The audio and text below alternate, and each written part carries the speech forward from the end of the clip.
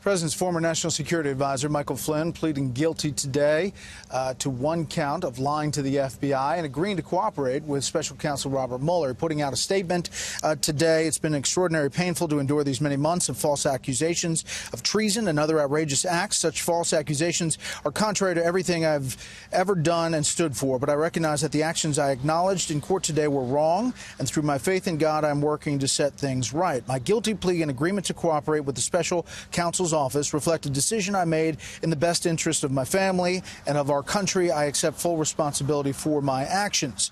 Ty Cobb, the president's lawyer, puts out a statement today. Today, Michael Flynn, a former national security advisor at the White House for 25 days during the Trump administration and a former Obama administration official, entered a guilty plea to a single count of making a false statement to the FBI. The false statements involved mirror the false statements to the White House officials, which resulted in his resignation in February of this year. Nothing about the guilty plea or the charge implicates anyone other than Mr. Flynn. With that, we'll bring in our panel from Washington. Jonathan Swan, national political correspondent and reporter for Axios. Matthew Continetti, editor-in-chief of the Washington Free Beacon. And from the AP's D.C. bureau, Julie Pace, Washington bureau chief for the Associated Press. Jonathan, your thoughts on these developments today? Well, they're telling in several ways. One is that by all accounts, Mueller has treated Flynn fairly gently. So the question, of course, is what deal has been done, what's the nature of the cooperation, and what does he believe that he can get in return for the information. I can tell you from conversations with people inside the White House, the level of concern about this is of a completely different character than we saw with the indictments of Manafort and Gates. There was, I guess, an expectation about Manafort and Gates, but there's an uncertainty about Flynn. As one source close to Trump said to me, this is a desperate man financially and in terms of his personal situation, and they don't know who he's going to unload on. His lawyers have stopped cooperating with the president, so there is genuine anxiety that I was not registering with the Manafort and Gates indictments. Julie, the court filing suggests that what they're talking about here is after Donald Trump wins the presidency, and they're in transition. You asked a question that has been played again and again, and we'll play it here, about the connections to the Russians during the campaign. Can you say whether you are aware that anyone who advised your campaign had contacts with Russia during the course of the election? Well, I told you, General Flynn obviously was dealing, so that's one person, but he was dealing as he should have been. During the election? No, nobody that I know of. So you're not aware of any contacts during the course of the election? How many times do I have to answer this question? Can you just say Russia yes or no is a ruse. I know you have to get up and ask a question so important. Russia is a ruse. I have nothing to do with Russia. Haven't made a phone call to Russia in years. So I think that that's an important distinction right now that we make, what we know just from the filings. Right, Julie? Absolutely. I think that what is notable about the filing is that we're actually talking about a period of time during the transition and during the opening weeks of the Trump administration, not during the election. And much of the Mueller investigation has been focused on what happened during the election, the potential that there was coordination by the Russians with the Trump campaign to try to help Trump actually win.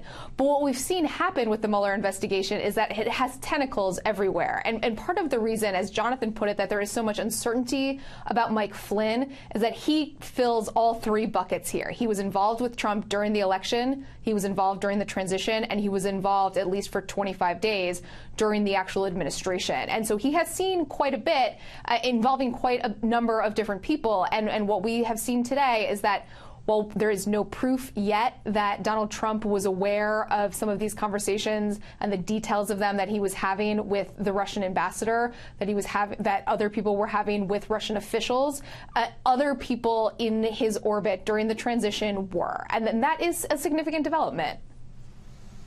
Matthew. The irony of all this, Brett, is that it was James Comey, according to some of the reporting, who informed Congress that the FBI did not feel it had enough to charge Flynn when the FBI was in charge of the investigation. And it was Donald Trump's decision to fire Comey that ended up launching this special counsel investigation, which has now filed this plea agreement, made this plea agreement with Flynn. And as part of, probably we're in the second act of a three-act play, one that probably will end up in the White House. All right, as you mentioned, the Capitol Hill reaction to all this starts with Trey Gowdy, who mentions that Comey testimony. Take a listen. Obviously, by pleading, he's admitted the falsity of it, the materiality of it, and the intent to deceive.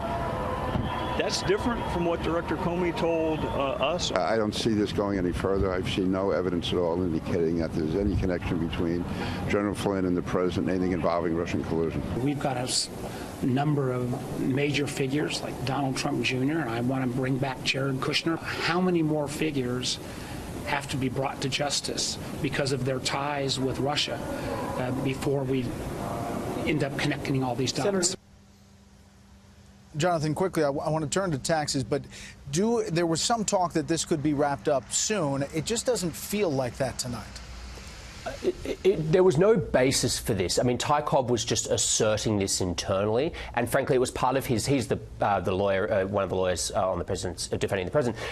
His argument internally was the strategy has to be open kimono. We've got nothing to hide. Tell them everything, and we'll wrap this up before. It's supposed to be before Thanksgiving. Then it shifted before the end of the year. There's no sign that this is wrapping up before the end of the year. Just the very nature of what we saw today with Flynn and the gentleness of it suggests that there is a cooperation going on, and we don't know where this is heading next. But I would be stunned if this is wrapped up by Christmas. All right, Senate Majority Leader Mitch McConnell expected on the Senate floor sometime, not going to happen within this hour, probably Martha's hour. Take a listen to some of the battle on the Senate floor over tax reform.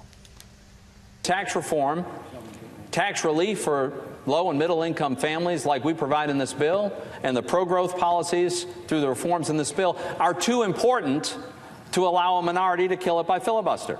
It is astonishing just how far my Republican colleagues are willing to run from the truth in order to jam this terrible tax bill through Congress. And I would love for us to take the time to sit down and work on this and see. You'd be surprised. I think you'd be surprised. I think not only could we get to 60, we could get above 60. They're going to get it together, Julie? Well, I don't know if they're going to get 60, but I think they're going to start to get it together today. They've been working really hard behind the scenes. It's been a bit of a struggle for Republicans to get the votes that they needed to get their version of the bill through. It finally looks like they have gotten them. Bob Corker is the only hard no vote that we have here. So it looks like this will be a big victory for Republicans and for the president.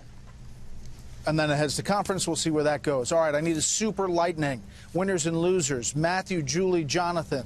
Winner first, then loser. Here we go. My winner is Mike Pompeo, who's being talked about to replace Rex Tillerson as Secretary of State. He's loved not only in the White House, but also at the State Department. My loser is Al Franken, who I think has been mishandling these accusations of sexual misconduct, mounting calls for his resignation, and now he has a new enemy with John Conyers, who's facing similar misconduct on the House side. Oh, sorry. My winner is Tom Cotton, who, whether he replaces Pompeo at the CIA or not, continues to establish himself as a rising force in Republican foreign policy circles. And my loser is Joe Barton. I would tell you to Google why he's my loser, but I might actually advise against that. All right, lightning. Julie, why would you do that? Don't Google image it. Just don't do that. My winner is the pro-Israel community. We reported today on Axios that Donald Trump next Wednesday will recognize Jerusalem as Israel's capital. That's a huge deal and will have ramifications for the peace process that they're undertaking. And my loser is Matt Lauer. The creepiest device ever used in any of these sexual harassment cases, a button under his desk to lock the door. Truly creepy. What a week. Panel, thank you from Washington.